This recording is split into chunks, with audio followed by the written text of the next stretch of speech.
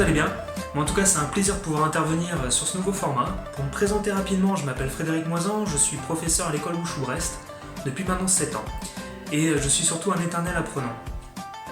Cette période de confinement nous fait nous poser des questions, nous fait revenir sur nos pratiques. Et j'avais une question pour vous.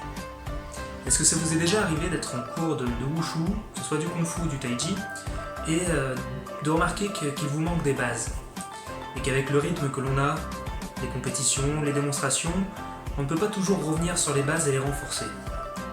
Ce que nous vous proposons dans ces modules vidéo, avec l'équipe pédagogique, c'est un moyen de pouvoir retravailler les bases. Aujourd'hui, nous allons voir le style Xing Yi Quan. Sous forme de 2 vidéos, la première traitera de la posture de base, San Ti She, ainsi que la marche. La deuxième vidéo qui viendra après sera sur les formes de main et l'enchaînement du Xing Quan, les 5 formes du Xing Yi Quan. On se retrouve tout de suite.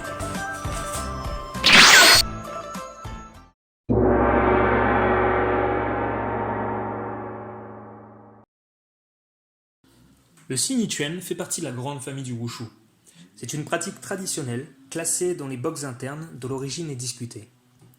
À l'instar des pratiques traditionnelles, sa transmission a pendant des siècles été uniquement orale. La paternité du style revient à Ji Jike, aussi appelé Ji Longfang, et surnommé la lance divine. Il vivait à la fin de la dynastie Ming. Dynastie riche en histoire littéraire, puisqu'elle nous a fourni les récits très célèbres des 3 royaumes, qui inspirera les adaptations en jeux vidéo avec la saga des Dynasty Warriors. Mais la dynastie Ming, c'est aussi le récit de Xiyoji, ou le voyage en Occident. C'est l'histoire du roi singe Sun Wukong, qui a une place très importante dans la culture chinoise, et qui inspirera Akira Toriyama lors de la création de son manga ultra connu, Dragon Ball. Pour en revenir à Ji Jike, l'histoire dit qu'il aurait trouvé dans une montagne un vieux manuel écrit par le légendaire héros national, le général Yue Fei. Ce général a notamment créé le Batuanshin afin d'entretenir la santé de ses troupes. Il était également un excellent combattant à la lance. Il aurait d'ailleurs mis au point 5 techniques de lance à partir des 5 éléments. Mais c'est après une bataille où il vit son frère d'armes aussi aguerri que lui à la lance perdre la vie alors qu'il était désarmé, qu'il aurait adapté ces 5 techniques de lance pour le combat à main nue, et les aurait écrites dans le fameux manuel trouvé par Ji Jike et dont il s'inspirera pour créer le Xing Yi Quan. La seconde génération de cette école créée par Ji Jike fut scindée en 2. D'un côté l'école Xing Yi Quan du Henan, dirigée par Ma Xueli, et de l'autre l'école Xing Yi Quan du Shanxi, dirigée par Dai Longbang. Après la mort de Dai Longbang, de l'école du Shanxi, son descendant enseigna le Xing Yi Quan à une personne externe à leur clan, Li Luonang. Ce dernier renomma la pratique en Xing Yi Quan, et dès lors la pratique se propagea. Il existe 2 théories sur ce changement de nom. La première serait phonétique. Li Luonang venant du Hebei, la prononciation de Xin et Xing est identique, et puisque c'était un enseignement uniquement oral, il l'aurait interprété ainsi. La deuxième théorie serait basée sur le principe des clans. Li Luonang, ne faisant pas partie du clan Dai, aurait reçu qu'une partie de leur enseignement et aurait fondé sa propre école en la nommant Xing Yi Quan, accentuant davantage sur le côté externe. Après la révolution culturelle en Chine, les écoles d'arts martiaux furent structurées différemment, et une volonté de synthèse de ces arts amena à plusieurs réformes des pratiques. Le Xing Yi Quan que j'apprends avec mon maître Zhenping Su Goharzin est celui qu'elle a appris à l'Université des sports de Pékin lors de la réforme des universités dans les années 80-90. Retrouvons-nous sur le terrain pour apprendre les bases du Xing Yi. Le Xing Yi est un style qui se caractérise par des mouvements rectilignes, offensifs et explosifs dont la force est émise par la spirale interne de l'énergie et le déplacement de tout le corps d'un seul bloc. Pour développer ses capacités de Fajin, sortie de force, il est indispensable de travailler la posture de l'arbre du Xing Yi qui s'appelle San Ti She, les 3 corps. Pour plus d'informations sur le Zhanzhuang, je vous invite à visionner la vidéo de Zhenping en cliquant sur le lien dans le coin droit de l'écran. Le San Ti She est utilisé dans la majorité des mouvements du Xing Yi Quan. C'est la posture emblématique du style par laquelle on commence la pratique sous forme d'entraînement statique afin de réguler le souffle, développer l'intention, contrôler le tonus musculaire et ainsi apprendre le relâchement pour devenir entier. Voyons maintenant les critères posturaux pour son exécution. Les 2 pieds joints, on avance le pied gauche de 2 fois sa longueur, ce qui équivaut à peu près à la distance cheville-genou.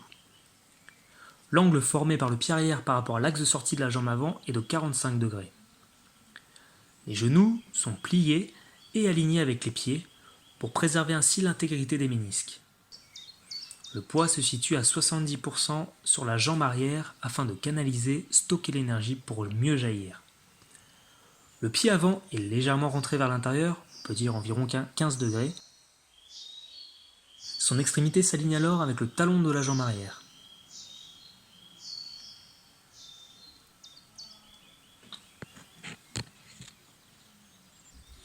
Pour fermer la posture, il suffit de vider la jambe avant et transférer le poids sur la jambe arrière tout en soulevant l'énergie avec les mains pour la faire passer par les 3 dantians et la stocker dans le dernier. Lors de son exécution, il faut veiller à ce que le bassin ne bascule ni en rétroversion ni en antéversion afin de garder la colonne droite. Pour ériger la tête, ce n'est pas le menton qu'il faut lever mais plutôt le point Yujan, le coussin de jade situé au niveau de l'occiput. Le mot pour décrire ces critères serait ting, qui signifie tenir, c'est-à-dire tenir et pousser la tête et la colonne vers le haut et l'arrière, les genoux restent écartés et les aisselles sont vides. Le tout pour créer des forces d'arc, jiangli, les tensions. Ces forces de tension sont également créées par l'alignement postural. Il s'agit ici de relever l'index au niveau du nez, de laisser le coude déverrouillé et dans l'axe. Les épaules doivent être basses, légèrement rentrées afin d'arrondir le dos et de créer un vide dans le centre pour faire circuler l'énergie interne et créer une force de soufflet énergétique. Le fait de relâcher les épaules va permettre en faisant descendre le souffle de relâcher les hanches et laisser pivoter le tronc à 45 degrés comme le pied arrière. Le bras droit doit presser jusqu'à la paume de main située au niveau du dantian inférieur. Les doigts remontent naturellement. On tient la posture minimum 2 minutes en faisant de petits ajustements si besoin. Le tout pour renforcer la structure externe du corps et permettre de travailler la régulation fine des muscles et tissus conjonctifs afin de faire circuler l'énergie et pouvoir par la suite la faire ressortir avec un mouvement explosif et bref avant de reprendre la forme initiale Santiche. Petit à petit, on peut jouer avec ces tensions et les arcs créés pour comprendre la mécanique de contraction-relâchement et de spirale interne.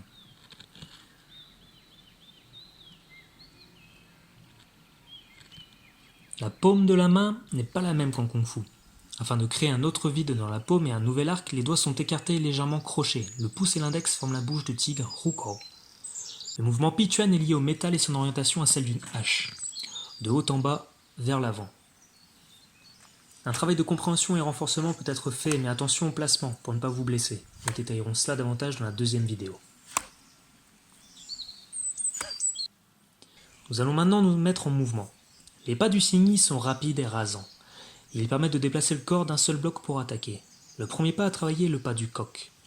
On croche le sol avec ses orteils et on ramène le pied à plat au niveau de la malléole.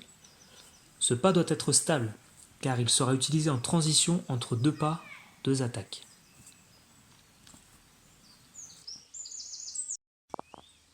Le pas suivant s'appelle Shangpu. Il est constitué d'un pas du coq et d'un pas en avant.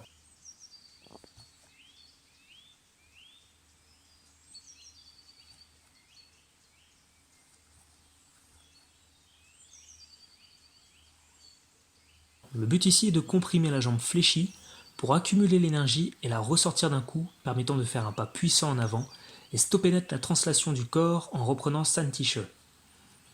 On peut garder les mains au niveau du dantian pour garder la structure entière du corps.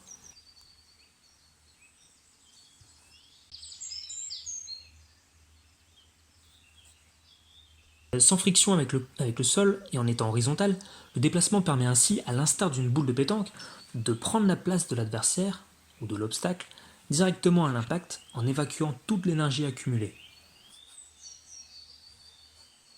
Le pas suivant s'appelle Gunpu, c'est le pas suivi. De la même manière, on va comprimer la jambe arrière en y ajoutant une torsion de la taille et du buste. Cela permet d'accroître l'accumulation et permettre un relâchement total de l'arc créé.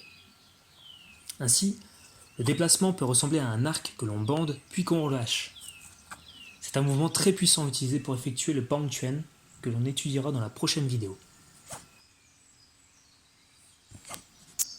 Voici un court extrait des techniques de main qu'on verra la prochaine fois.